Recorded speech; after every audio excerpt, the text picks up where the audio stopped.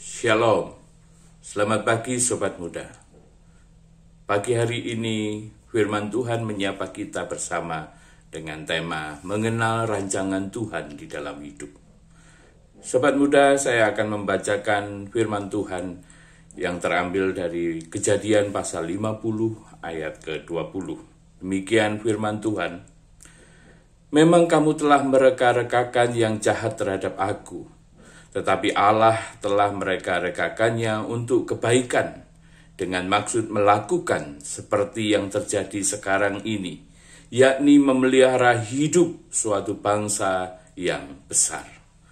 Sobat muda yang dikasihi oleh Tuhan, mungkin di tengah masa pandemi yang sulit ini kita bertanya-tanya kepada Tuhan.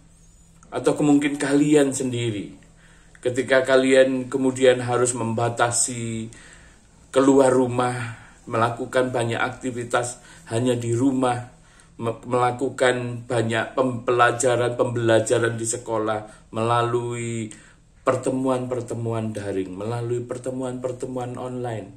Kalian tidak bisa bebas lagi bertemu dengan teman, bermain, berkumpul, bersekutu bersama. Mungkin kalian bertanya-tanya kepada Tuhan, apa maksud ini semua? Apa maksud Tuhan memberikan situasi yang sulit ini di dalam kehidupan manusia?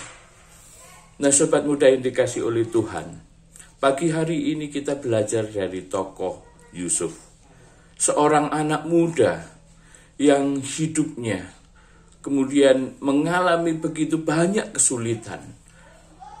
Meskipun Tuhan sudah menyatakan satu visi, satu mimpi di dalam kehidupannya, melalui mimpi-mimpi itu dia melihat dia akan menjadi pemimpin bagi kaumnya, bagi bangsanya, bagi saudara-saudaranya, bagi seluruh keluarganya. Tetapi dalam hidupnya kemudian yang terjadi adalah dia mengalami kehidupan yang sulit. Dia dibenci oleh saudaranya, bahkan dia dijual oleh saudaranya untuk menjadi budak ke tanah Mesir.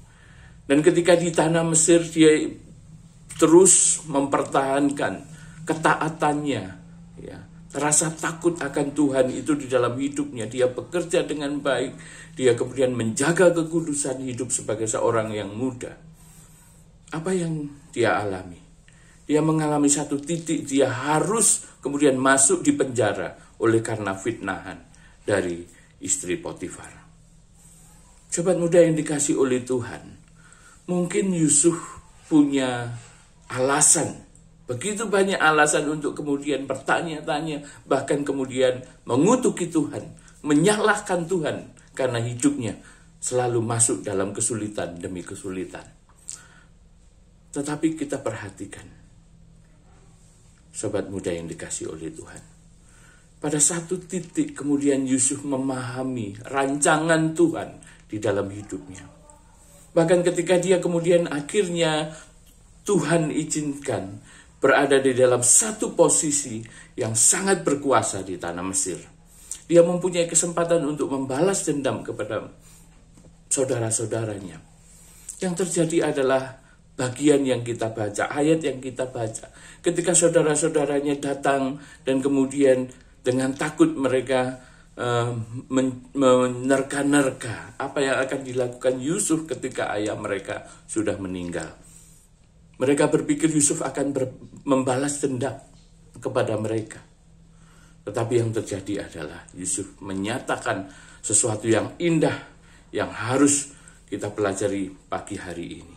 Yusuf melihat bahwa di setiap kesulitan di dalam hidupnya, dia melihat tangan Tuhan sedang bekerja untuk sesuatu yang baik.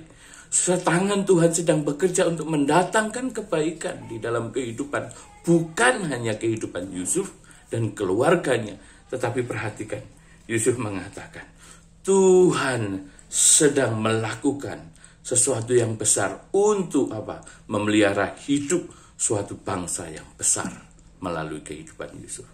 Yusuf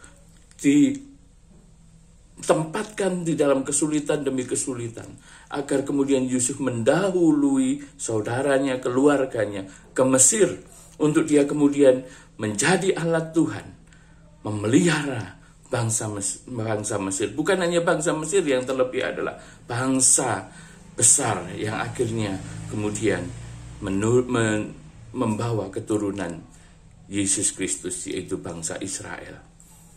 Di tengah kelaparan yang siap mengancam bukan hanya tanah Mesir, tetapi bangsa-bangsa di sekitarnya, termasuk keluarga Yakub, Yusuf dengan taat melalui kesulitan-kesulitan hidupnya, dia kemudian ditempatkan dalam rancangan Tuhan yang ajaib untuk memelihara kehidupan satu bangsa yang besar, termasuk Yakub dan anak-anaknya, yang akan menurunkan keluarga yang besar, bahkan akan menurunkan Mesias Juru Selamat, yaitu Yesus Kristus.